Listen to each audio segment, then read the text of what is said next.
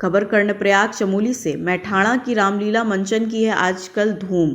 तो आजकल जगह जगह रामलीला का आयोजन एवं मंचन हो रहे हैं, लेकिन अगर हम रामलीला मंचन की बात करें तो इनमें ज़िला मुख्यालय के नज़दीक के मैठाणा गांव की रामलीला का इतिहास और यहाँ के रामलीला मंचन की अनूठी ही मिसाल कायम है। मैठाणा गांव की रामलीला का 100 सालों से भी ज़्यादा का इतिहास मिलता है, जिसके बारे में यहाँ के बुजुर्ग लोगों के मुँह जुबानी सुना जा सकता है। आजकल भी मैठाणा गांव में रामलीला का मंचन किया जा रहा है, जिससे दर्शकों का हर रात हुजूम उमड़ रहा। रामलीला कमेटी मैठाणा के रामलीला मैदान में षष्ठम दिवस की रामलीला मंचन के अवसर पर मुख्य अतिथियों द्वारा रामलीला मंचन का शुभारंभ दीप प्रज्वलित कर दिया गया। षष्ठम दिवस की लीला की रात में राम, लक्ष्मण और सुपनखा के लाजवाब संवाद पर कलाकारों ने खूब तालियां बटोरी। सुपनखा के पात्र ने अपने लटके झटकों और बिंदास अभिनय से दर्शकों का खूब मनोरंजन किया। सुपनखा के कभी राम से विवाह करने के आग्रह और राम का सुपनखा को लक्ष्मण के पास विवाह करने के लिए कहने के बीच के संवाद ने दर्शकों को मंत्रमुग्ध कर दिया। सुपनखा के बार बार राम और लक्ष्मण से विवाह करने के आग्रह को दोनों द्वारा ठुकरा देने के बाद सुपनखा का सौंदर्य विकराल रूप में सामने आने पर लक्ष्मण द्वारा उसकी नाक काटने का दृश्य दर्शकों के सामने प्रस्तुत किया। सुपनखा का नाक काटने के पश्चात रावण द्वारा सीताहरण का मार्मिक दृश्य का मंचन किया, जिसे देखकर श्री राम के जयघोष से पंडाल गूंज उठा।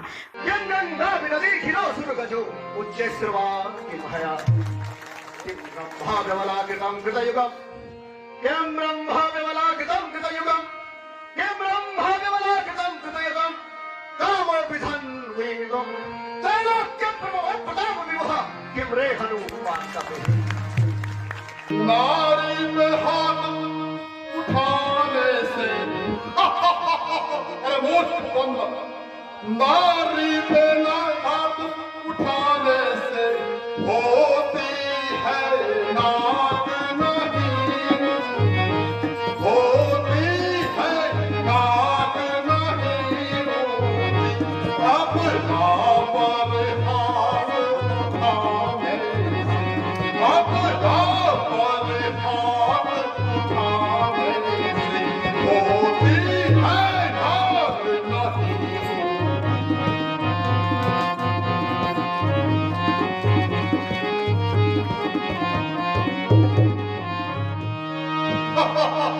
अरे भाई, यह समाचार, यह दुराचार, यह समाचार, यह दुराचार धारा दूसरा से क्यों नहीं कहा, धारा दूसरा से क्यों नहीं कहा, उनका तो वही अखाड़ा था, उनका तो वही अखाड़ा था, उस कुलभूषण से नहीं कहा।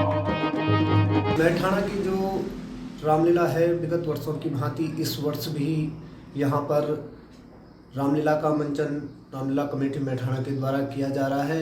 यह रामलीला लगभग 100-150 साल पुरानी है। हमने अपने बुजुर्गों से सुना है कि जब यहाँ पर लाइट की व्यवस्था नहीं होती थी तो चीड़ की लकड़ी, जिसे स्थानीय भाषा में छिल्ला कहा जाता है, उसे जलाकर यहाँ पर इस रामलीला का मंचन किया जाता था। तब से यह रामलीला निरंतर चली आ रही है और इस साल भी यहाँ पर रामलीला का मंचन किया जा रहा है।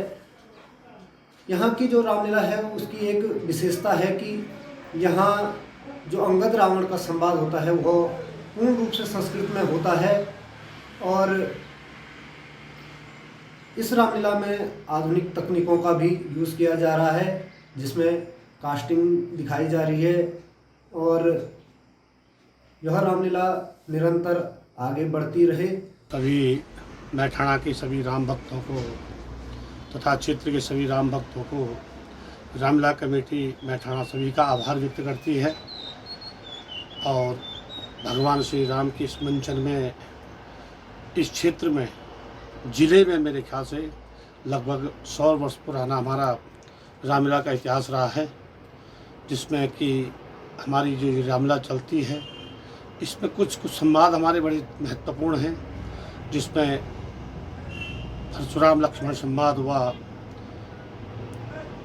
और अंगद रावण संवाद हुआ। ये पूरे हमारे अपनी संस्कृति और अपने ग्रंथों से आधारित संस्कृत भाषा में ही इनका प्रयोग किया जाता है। और साथ में हमारे यहाँ का जो सबसे दिव्य और भव्य कार्यक्रम है कैकई और दशरथ संवाद के रूप में जाना जाता है, कोप भवन के रूप में है।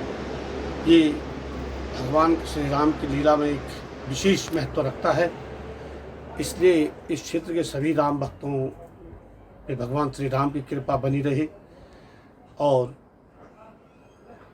राम सबकी मनोकामनाएं पूर्ण करे तथा क्षेत्र में खुशहाली और दिव्यता प्राप्त हो।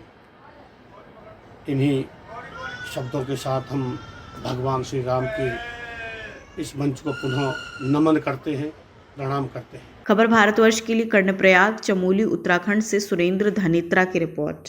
अपने शहर अपने प्रदेश की ताज़ा खबरों के लिए लाइक करें, शेयर करें, सब्सक्राइब करें और हाँ, बेल आइकन दबाना ना भूलें, क्योंकि खबर हमारी, फैसला जनतंत्र का।